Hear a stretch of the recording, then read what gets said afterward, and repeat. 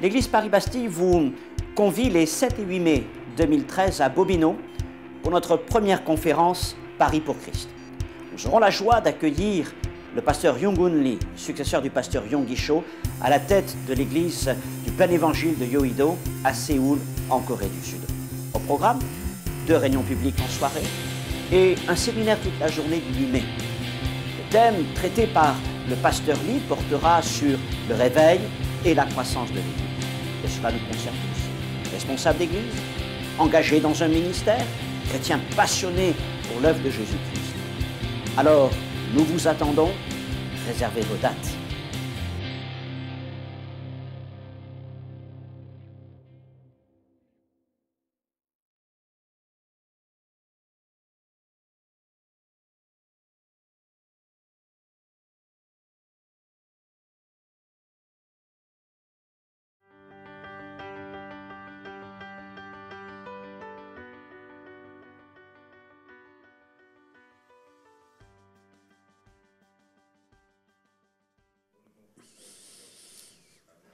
Alléluia, gloire à Dieu. Je voudrais poursuivre cet après-midi avec vous le thème que j'ai commencé avant Pâques, intitulé « Une vision apostolique de l'Église ». Et dans le premier message, j'avais pu poser en quelque sorte les fondements doctrinaux, bibliques de ce qu'est cette vision de l'apostolat. Dans un troisième message à venir, je l'aborderai d'une manière très pratique pour parler de la réalisation de cette vision dans notre assemblée, comment nous pouvons mettre ces choses en place au milieu de nous. Et aujourd'hui, ce message est un peu entre les deux, il sert de lien entre les deux. Allant au-delà de l'enseignement de base, je voudrais voir aujourd'hui la mise en œuvre, les principes de mise en œuvre d'une vision apostolique. Alors quand je dis apostolique, peut-être certains pourraient se dire, mais en quoi cela nous concerne? Nous ne sommes pas des apôtres. Oui, les apôtres ont été envoyés par Jésus pour aller jusqu'aux extrémités de la terre, mais nous n'avons pas part à ce ministère. Je ne voudrais pas simplement considérer apostolat dans le sens de ministère d'apôtre, mais nous rappeler qu'être un apôtre, c'est avant tout être un envoyé, un messager du Seigneur. Et si nous n'avons pas le ministère d'apôtre, nous avons malgré tout une mission. Et nous sommes nous-mêmes envoyés dans ce monde pour témoigner de Jésus-Christ. Et si les apôtres ont en pleine puissance manifesté leur ministère, nous sommes appelés, nous aussi, à vivre selon une vision apostolique. Que ce soit dans notre Église, que ce soit dans notre service dans l'Assemblée, que ce soit même dans notre vie personnelle. Parce que je suis convaincu de ceci, c'est que les principes de la vision apostolique sont les principes de la vision de Dieu pour nos vies. Ce qui est là, dans ce message de la vision missionnaire, peut s'appliquer pour chacun d'entre nous. Et dans une génération, dans une société où on a du mal à rêver, où nous voyons tant de jeunes quitter notre pays parce que rien ne leur est proposé, je voudrais dire que nous, en tant que chrétiens, nous pouvons faire la différence. Parce que quelles que soient les crises économiques, sociales, la vision apostolique demeure. Et Dieu est capable de faire de quelque chose de grand de nos vies si nous acceptons d'entendre sa parole. Alléluia. Alors, cet après-midi, je vais m'arrêter sur 2 personnages de l'Ancien Testament que nous connaissons bien. Le premier, c'est Abraham. Et à travers Abraham, nous verrons comment Dieu veut, en quelque sorte, réaliser, mettre en œuvre la vision apostolique dans nos vies. Et ensuite, nous parlerons de Néhémie. Et à travers l'exemple de Néhémie, nous dégagerons quelques principes d'application de ce ministère apostolique à travers nos vies, Dieu le voulant. Alors, je vous invite tout de suite à ouvrir vos Bibles dans le livre de la Genèse au chapitre 17 et nous ferons une lecture du verset 1er jusqu'au verset 7. Et je vais devoir faire attention à ma lecture, ou plutôt à la prononciation d'un nom, parce qu'il est question à la fois d'Abraham et d'Abraham.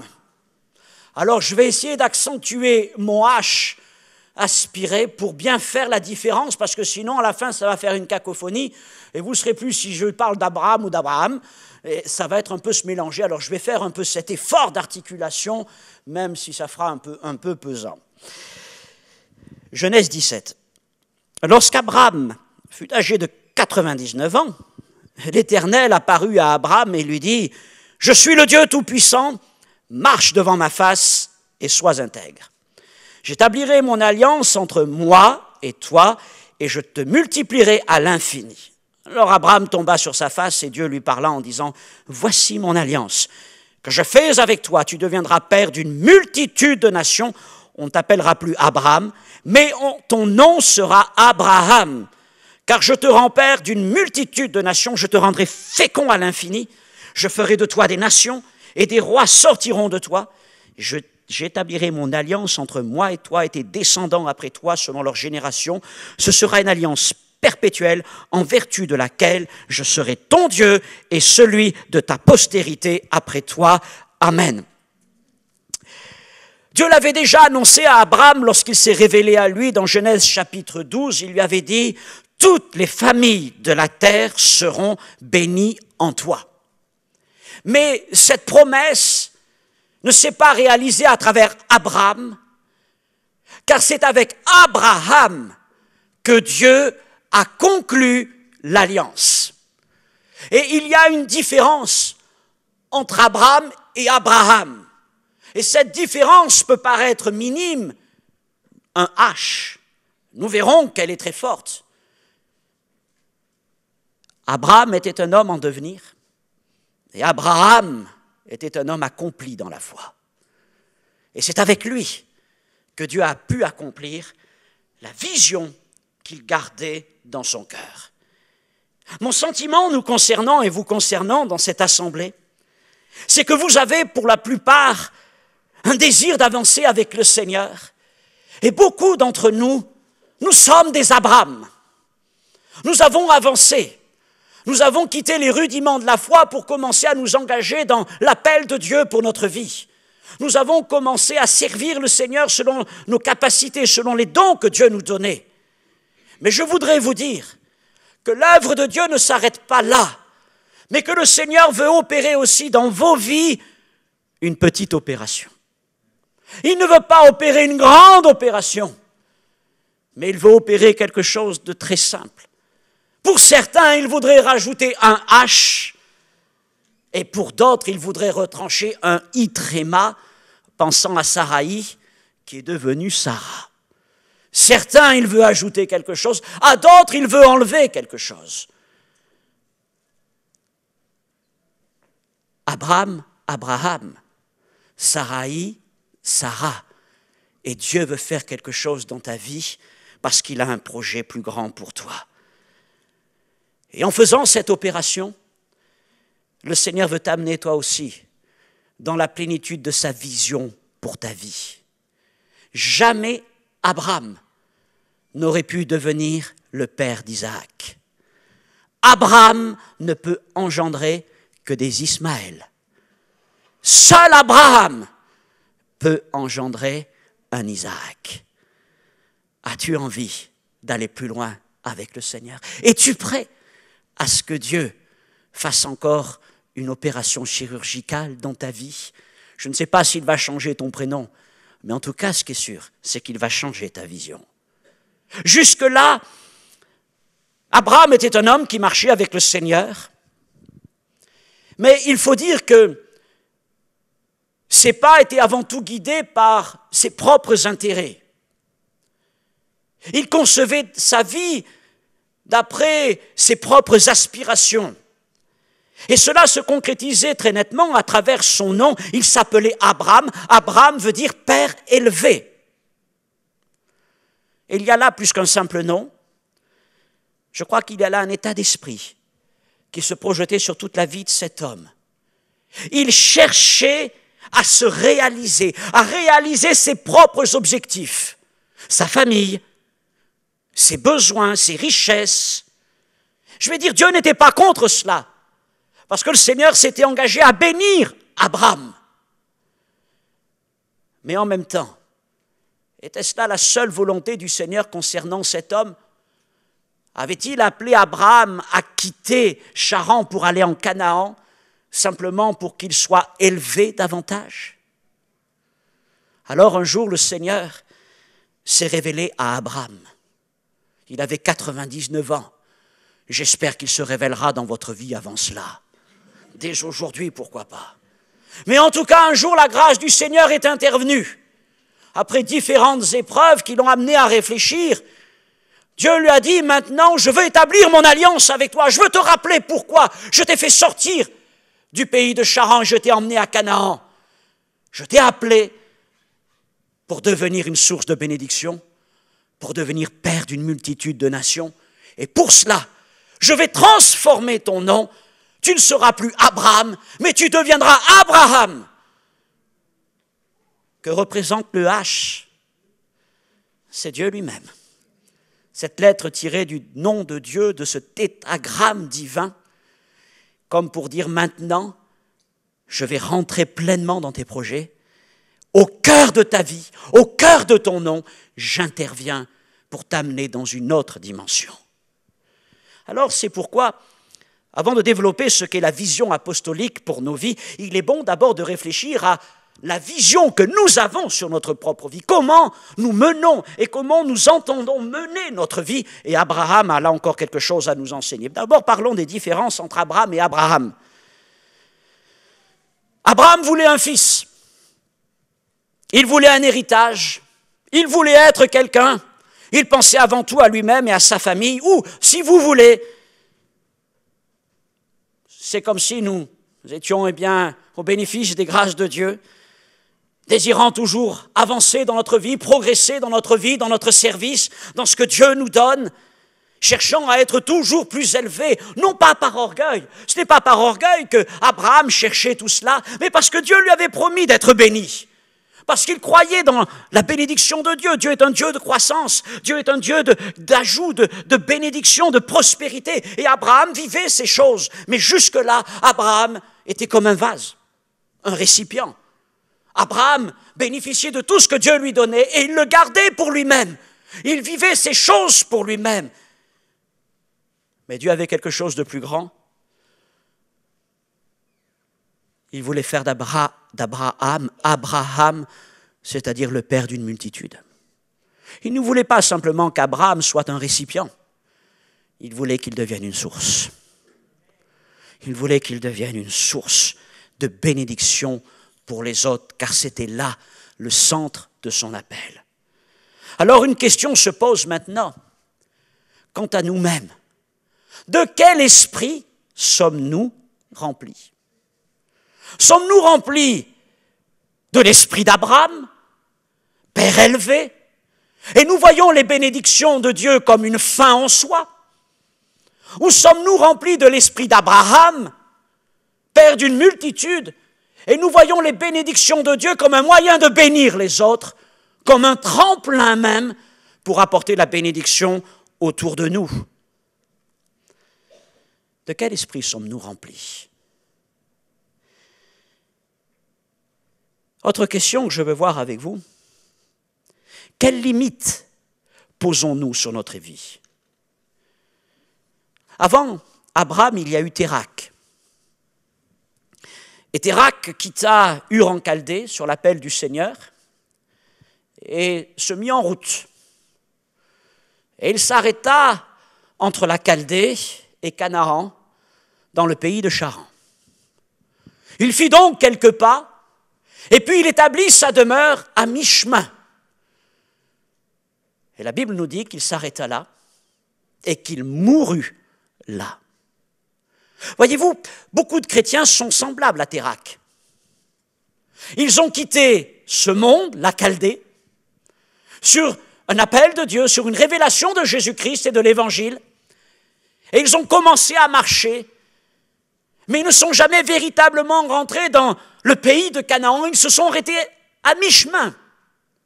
Sur la base de cette première révélation de Jésus-Christ, ils sont sortis, ils ont commencé à marcher, et puis ils ont posé leurs valises, disant ce que j'ai reçu de la part de Dieu, eh bien ça me va très bien, je reste là, et ils se sont figés. Ils se sont figés. Et je vais vous dire, beaucoup de chrétiens, je vais presque même le dire littéralement, sont morts. Après avoir vécu toute leur vie à Charan, se contentant de ce qu'ils avaient trouvé là, de ce que Dieu leur avait donné au début. Maintenant, je ne crois pas que vous voulez être des Téraques. Je crois que vous voulez avancer plus loin, que pour beaucoup d'entre vous, déjà, vous avez commencé à suivre Abraham sur ses traces. Vous avez entendu l'appel du Seigneur et alors vous avez quitté des choses, des projets, et puis vous avez commencé à avancer. Et vous êtes rentré dans le pays de la promesse, le pays de l'appel de Dieu. Et vous avez là commencé à servir, et vous avez commencé à véritablement développer une relation avec Dieu, disant, Seigneur, oui, je veux grandir dans les choses que tu veux me donner, Seigneur, je te confie ma vie, mais je te confie aussi ma famille. Vous avez même commencé à prendre conscience de ceux qui sont autour de vous, de l'Église, du règne du Seigneur, et vous avez dit, oui Seigneur, maintenant je suis prêt à te servir. Vous avez pris conscience que certains sont dans la joie, d'autres sont dans les larmes, et que s'il y a des moments où nous pouvons nous réjouir, il y a des moments aussi où nous devons intercéder les uns pour les autres, et vous avez avancé ainsi dans cette vision-là. Et puis pour beaucoup d'entre nous, nous arrêtons à ce niveau-là. Nous arrêtons au stade d'Abraham. Merci parce que Seigneur, tu m'as appelé à quelque chose et je suis heureux dans ce que je fais. Je suis heureux, Seigneur, dans ce que tu me donnes. Permets-moi de vivre mieux encore, de mieux m'organiser, d'être encore plus béni dans tout ce que tu m'as donné, Seigneur. Et nous nous arrêtons. Nous nous arrêtons dans ces choses. Il semble même que nous soyons comblés dans cela. Alors que Dieu voudrait nous amener plus loin. Alors que Dieu voudrait nous amener dans d'autres dimensions. Mais nous disons, ça va bien comme cela. Quand le Seigneur voudrait que nous puissions rentrer dans une vision pour les nations. Ne nous contentons pas d'être des Abraham, quand Dieu voudrait faire de nous des Abraham. Qu'est-ce que veut faire le Seigneur? Il veut s'impliquer dans notre vie. Jusque-là, nous avons reçu ces bénédictions. Maintenant, Dieu veut s'impliquer dans notre vie pour nous amener dans une autre perspective sur notre vie. Dieu vous a béni spirituellement, sentimentalement. Dieu vous a béni professionnellement. Vous dites, tout ça, c'est merveilleux, c'est bien, Seigneur. Oh, fais-moi grandir dans ces choses. Élève-moi encore. Quand Dieu voudrait maintenant faire de toi une source, à travers ce qu'il t'a donné, il voudrait que tu deviennes une source pour bénir ton prochain. Il voudrait que tu regardes au-delà de tout ce que tu as.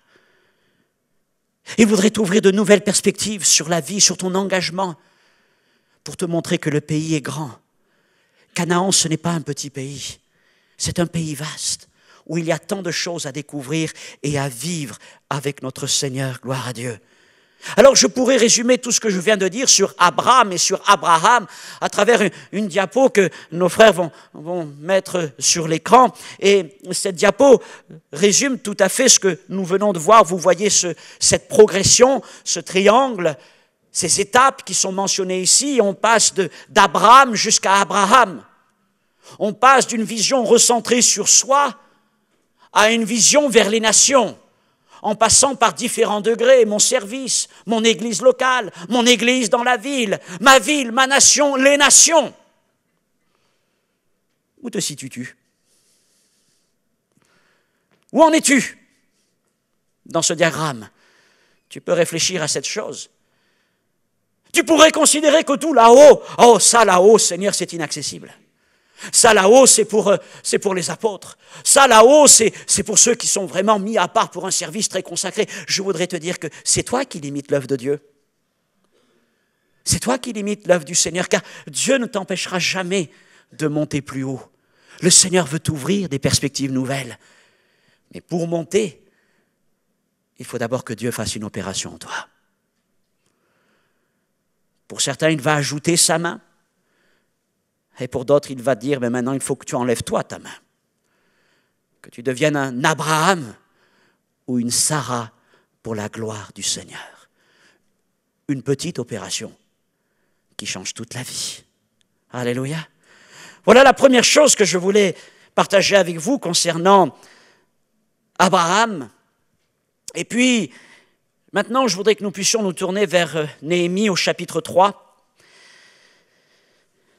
Néhémie est une source d'inspiration pour beaucoup de serviteurs de Dieu. C'est un homme de qualité, c'est vraiment un leader qui a su conduire son peuple dans une vision extraordinaire, non pas simplement la reconstruction des murailles, mais la reconstruction de Jérusalem. Et dans ce chapitre 3, il est question, là, pour le compte, de la reconstruction de la muraille. Je vous rappelle que cette muraille qui était complètement détruite, les pierres calcinées, a été relevée en 52 jours. Quand on voit le temps des fois qu'ils mettent pour construire quelque chose, aujourd'hui, les délais, en 52 jours, ils ont relevé une muraille tout entière. Et comment ces choses se sont faites alors qu'il y avait tant d'ennemis autour? Je crois que le miracle, bien sûr, étant Jésus, étant Dieu premièrement, mais le miracle au chapitre 3 se lit dans cette petite expression, et si vous parcourez des yeux rapidement ce chapitre 3 de Néhémie, vous le retrouverez régulièrement dans ces deux petites expressions, à côté ou après.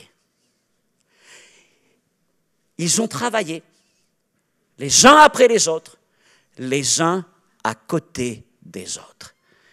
Et c'est là que se situe le miracle de la reconstruction de la muraille. Pourtant, ces gens, bien sûr, ils étaient tous juifs, mais ils habitaient chacun leur village. Ils avaient des métiers différents. Ils avaient des capacités différentes. Ils avaient peut-être des aspirations différentes. Mais ils ont réussi à dépasser tout cela et à s'unir ensemble dans une même vision, dans un même but. Et c'est comme ça qu'ils ont réussi.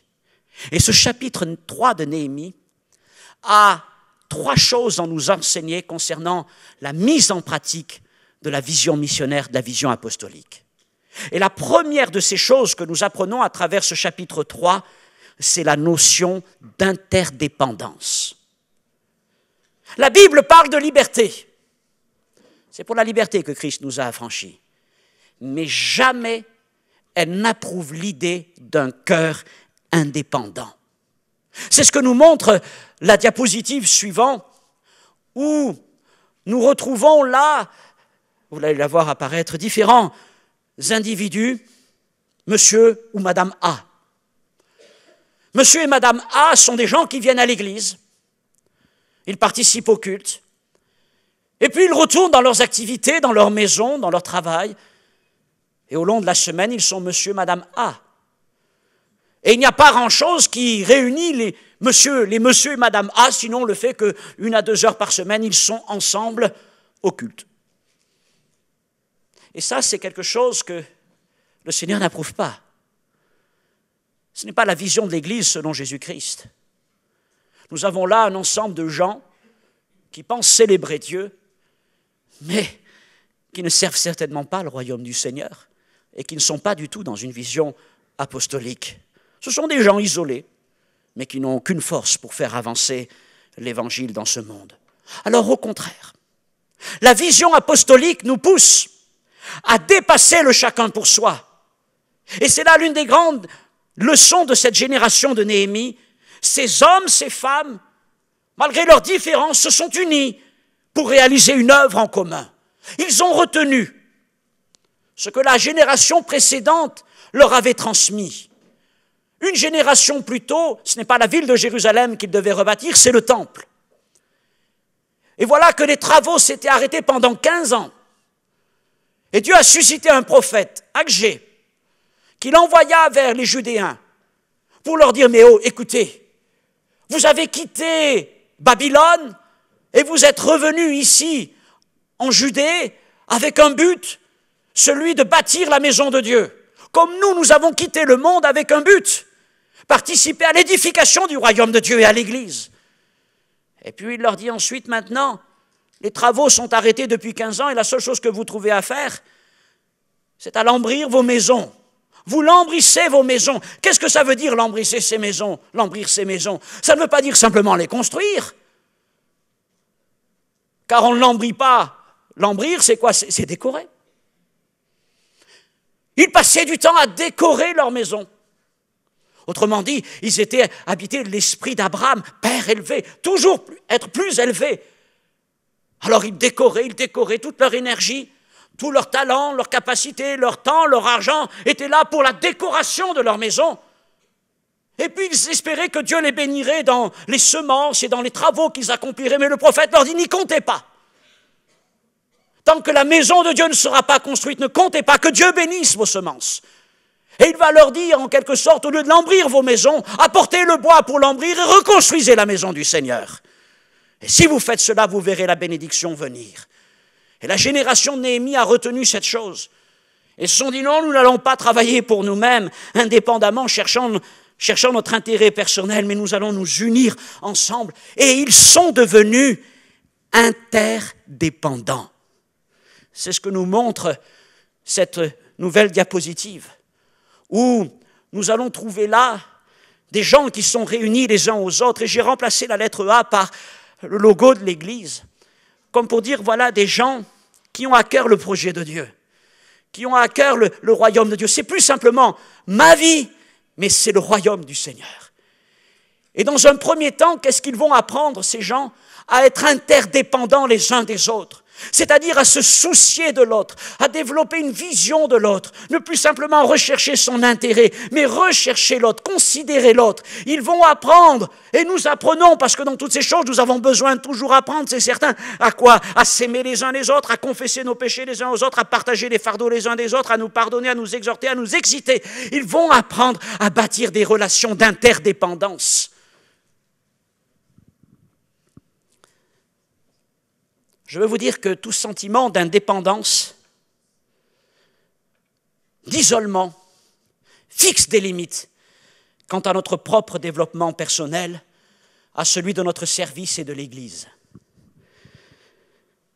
Si monsieur A ou madame A veulent rester comme cela, et j'entends déjà les discours, mais moi, j'ai ma relation avec Dieu et je vais grandir comme cela, ben, je vais vous dire, il a plu à Dieu qu'une partie importante de la croissance que Dieu veut nous accorder passe en étant immergée au milieu des frères et sœurs. C'est ce que Dieu veut. C'est comme ça que le Seigneur a conçu son plan. Et en même temps, d'autres vont dire, oui, mais moi, je vais être plus efficace, je vais servir Dieu selon mon appel, peu importe que les autres. Et je dis là, non, aussi pareil. Il a plu à Dieu que nos services et que notre apprentissage du service se fasse aussi en nous frottant aux autres.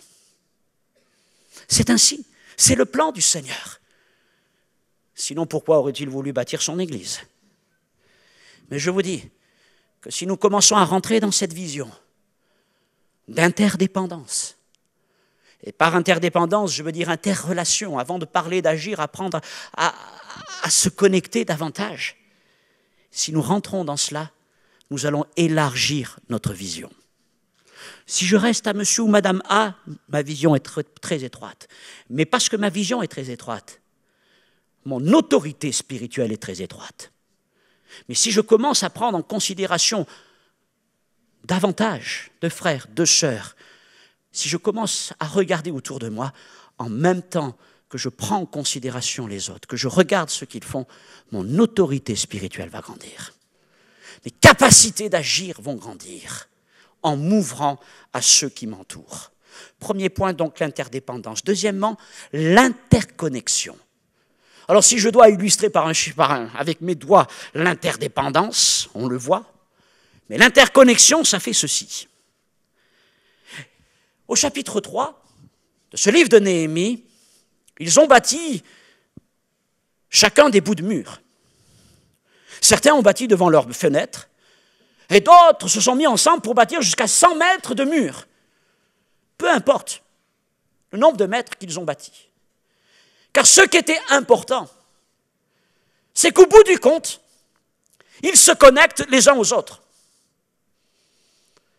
Quand j'ai fini mon bout de mur, il faut qu'il touche un autre mur.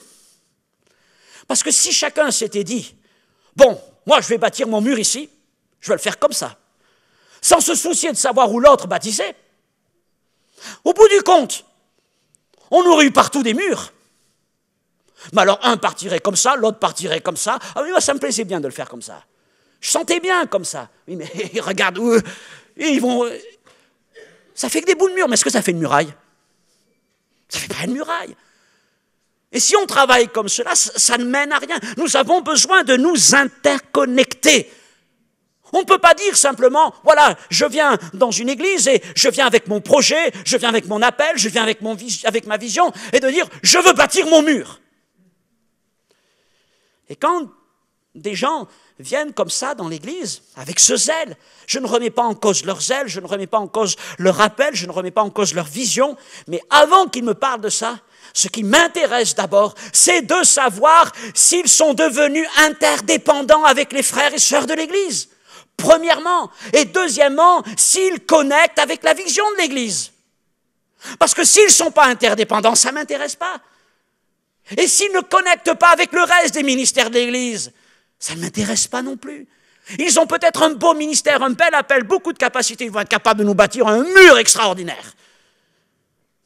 Et s'il n'y a pas de relation avec le reste, alors on va avoir un beau mur en plein milieu. Oh, magnifique mur. Mais enfin, il nous embarrasse parce qu'il est là en plein milieu. Ou alors, il est dehors. Il est dehors, on ne peut pas l'atteindre, la muraille, elle est là, il est dehors, le mur. Vous savez ce qui va arriver? Quelle que soit la beauté du mur,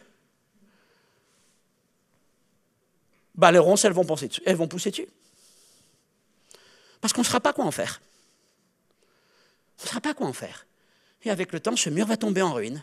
C'était pourtant un beau ministère, un beau projet. Oui, mais c'était soit il n'était pas à sa place, peut-être dans cette assemblée, il doit être dans une autre, ou alors on n'a pas pris le temps de le connecter et d'être indépendants, interdépendants les uns avec les autres.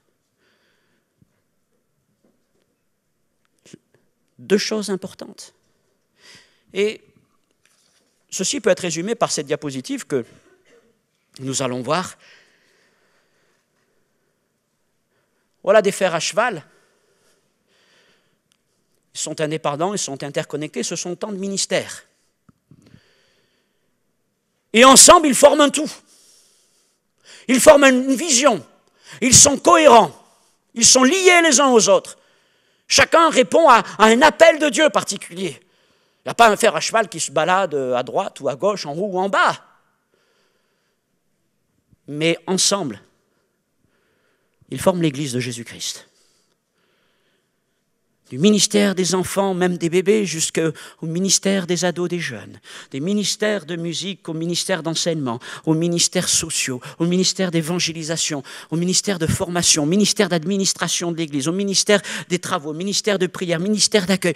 Tous sont une part de la muraille. Et c'est ce que le Seigneur veut pour son Église. Ça, c'est la vision apostolique. C'est comme ça que les apôtres ont bâti l'Église du Seigneur. Mais je voudrais vous dire qu'au point où on en est de cette diapositive, je ne suis pas encore satisfait. Si nos frères nous remettent cette diapo, vous allez voir, elle a un défaut. Elle nous paraît presque parfaite, mais elle a un défaut.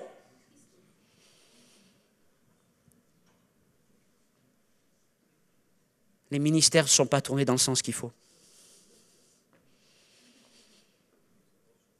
Il devrait être tourné dans l'autre sens. Il devrait être tourné vers l'extérieur. Or, trop souvent, dans les églises, nous fonctionnons comme cela. Nos ministères sont tournés vers l'intérieur. Nous faisons les choses pour nous-mêmes. Nous faisons les choses pour nous entretenir. Nous sommes dans l'esprit d'Abraham. Père élevé, élève nos églises. Élève nos ministères, élève-nous, et quelque part, fais-nous croître, mais que nous ayons toujours plus de confort, de bénédiction pour nous. Tout est gardé, tout est ramené vers l'intérieur. Et je crois qu'il y a plus. Et dans ce chapitre 3 de Néhémie, il y a plus. Parce que s'il est question de muraille, il est aussi tout au long de ce chapitre question de porte. Dites-moi, une muraille sans porte, c'est quoi ? Un mur de prison. Nous ne voulons pas que l'Église devienne un mur de prison. À l'époque de Néhémie, me semble-t-il, il y avait 10 à 12 portes. Les choses ont bougé avec le temps. Autant de moyens de rentrer et de sortir. Jésus a dit, je suis la porte.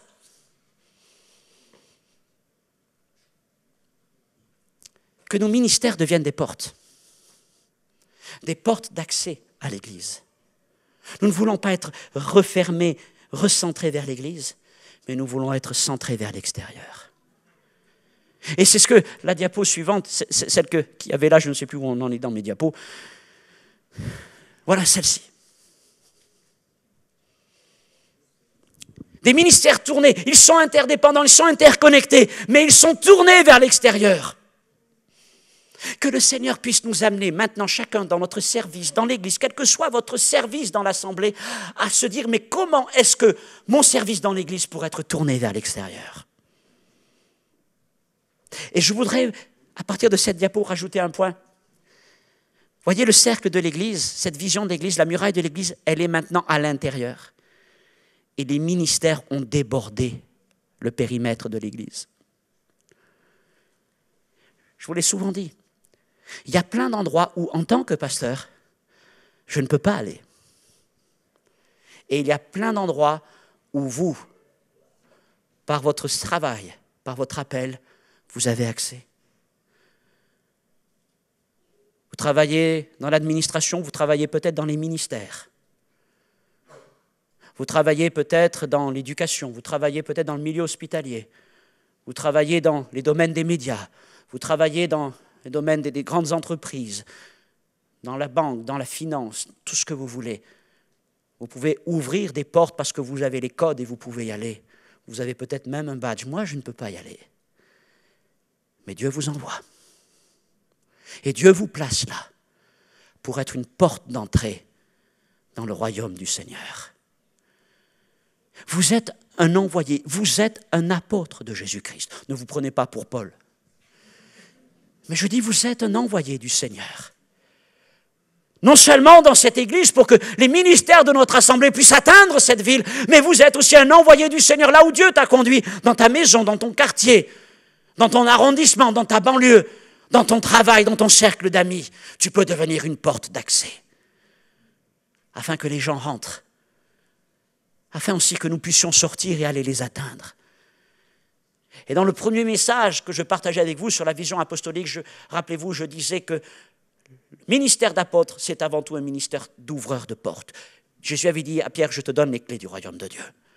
Ils étaient là pour ouvrir. Et Paul disait, priez pour que Dieu ouvre des portes. Ils ont ouvert des portes dans des pays nouveaux. Ils ont ouvert des portes aussi auprès de nouvelles classes, catégories sociales. Vous pouvez être des ouvreurs de portes. Dieu t'a peut-être confié une clé. Je n'ai pas dans la main cette clé, mais toi tu l'as. Tu as une clé particulière. Et avec cette clé qu'il t'a confiée, dans ton apostolat, étant envoyé par Dieu, tu peux ouvrir une porte. Une porte pour l'Église, mais surtout une porte pour le royaume de Dieu. Parce que Dieu t'envoie au-delà du périmètre de l'Assemblée. Quel beau projet! Et le Seigneur t'implique dans ce projet. Interdépendance, interconnexion et ouverture vers le monde. Voilà les trois principes que nous trouvons dans ce chapitre 3 de Néhémie. Mais encore une fois, pour que nous puissions vivre ces trois choses, il convient d'abord que Dieu fasse une opération dans ta vie. Il veut te transformer encore un petit peu. Il veut rajouter ou retrancher quelque chose. Que tu ne sois plus simplement un récipient, un réceptacle de ces bénédictions, disant « Seigneur, élève-moi, élève-moi ». Oh, j'avais cette pensée simplement pour dire que je crains que beaucoup de messages aujourd'hui d'enseignement soient des enseignements pour des Abraham. Où on nous dit, voilà comment on peut prospérer, voilà comment on peut se développer. Et des messages d'encouragement, des messages de coaching, presse, mais ça ne fait que des Abraham. Alors que nous avons besoin d'Abraham. Et si le Seigneur mettait sa main sur ta vie maintenant?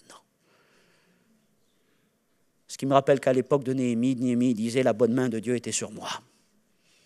Et si Dieu mettait sa main sur ta vie pour faire encore une petite opération, mais qui va tout changer en toi, t'amener dans une nouvelle dimension, t'ouvrir les yeux sur la puissance du royaume de Dieu. C'est ce que nos frères et sœurs vivent dans le monde entier, dans de nombreux pays. Nous, en France, On nous a tellement dit que ce n'est pas possible qu'on a pris l'habitude de rester à l'intérieur de nos murailles, qui de plus en plus ont des portes, mais des portes fermées, on a perdu les clés. Et Dieu veut nous amener plus loin, même ici à Paris, même ici en France, parce qu'il est puissant pour agir. Je crois que Dieu a préparé pour notre assemblée, il a préparé pour chacun d'entre nous une vision apostolique. Il veut faire de nous ses envoyés, ses messagers. Alléluia.